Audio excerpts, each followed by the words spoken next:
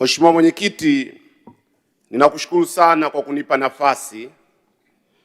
Ninasimama chini ya kanuni ya 125 kifungu cha pili, kanuni ambayo inanipa nafasi kama mbunge kuweza kutoa hoja ya kuondoa shilingi moja katika kifungu chochote kile.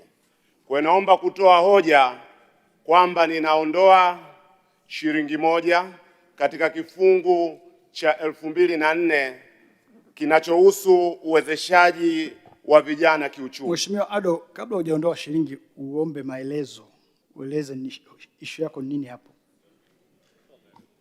Asante.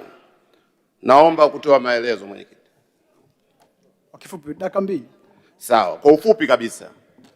Mheshimiwa Mwenyekiti, kama ambavyo imeelezwa kwenye hotuba na kwenye landama. Taarifa. Huu sio wakati wa taarifa. Endelea Mheshimiwa Ado.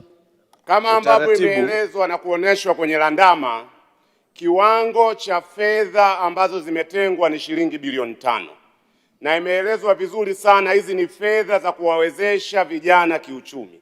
Na kati ya hizo shilingi milioni 300 zitatumika kwa ajili ya elimu ya ujasiriamali. Na shilingi bilioni 4 na milioni 700 zitatumika sasa kwa ajili ya kuviwezesha vikundi 100. Kama umesikiliza Mwenyekiti, tangu asubuhi ipo kiu ya kwamba hizi fedha hazitoshi. Nilitaka kupata maelezo ya ziada. Kuna kigugumizi gani? Kuna shida gani kwa serikali kuzichukua fedha ambazo zimetengwa kwa ajili ya kuwawezesha vijana kwenye maeneo mengine, kwenye wizara nyingine, ikiwemo hii commitment ya serikali ya bilioni 200 ili kuipa nguvu zaidi wizara ya vijana? Naomba maelezo ya msingi katika eneo hilo. Asante. Mheshimiwa Waziri, Ofisi ya Rais, Maendeleo ya Vijana. Asante sana Mheshimiwa Mwenyekiti. Naomba nitoe ufafanuzi kwa Mheshimiwa Ado kuhusiana na swali aliloliuliza. Wizara ya Maendeleo ya Vijana, katika hotuba yetu tumeeleza moja ya kitu tunafanya katika ukurasa wetu wa 18 ni kuandaa mwongozo wa namna ambavyo fedha za uwezeshaji wa vijana zinaweza zikawa na utaratibu mmoja wa kutolewa unaounganisha sekta mbalimbali.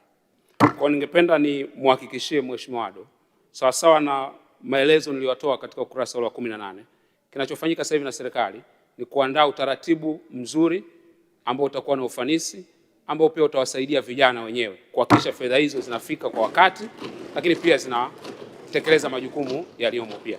Lakini sisi kama wizara pia tunaendelea kuandaa mfumo, na nimeeleza pia katika hotuba yangu kwamba tunaandaa mfumo ambao utakuwa ni kanzidata itakao turahisishia kuwafikia vijana hao, ili fedha zinapotolewa kusiwe na changamoto zingine za kuwafikia vijana kwa haraka na kwa ufanisi mkubwa. Kwa ningeomba Mheshimiwa Ado aweze kuondoa shilingi ili pia atunge mkono, na nimhakikishie serikali itaendelea kuboresha maslahi ya vijana wa nchi. Mheshimiwa Ado, Shaibu Ado, baada ya maelezo hayo ya Mheshimiwa Waziri.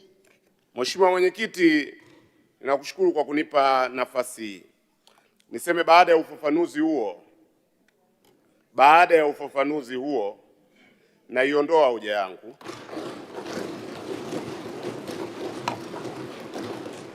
Kwa imani kwamba serikali itakuwa imetusikia vijana wa bunge hili na itatafakari hoja yetu na kuona namna ya kuipa nguvu zaidi wizara ya vijana. Asante sana. Asante waheshimiwa, kifungu hicho kinafikiwa. Mheshimiwa Mwenyekiti, naomba kutoa taarifa kwamba kamati ya matumizi imemaliza kazi yake. Bunge linarejea.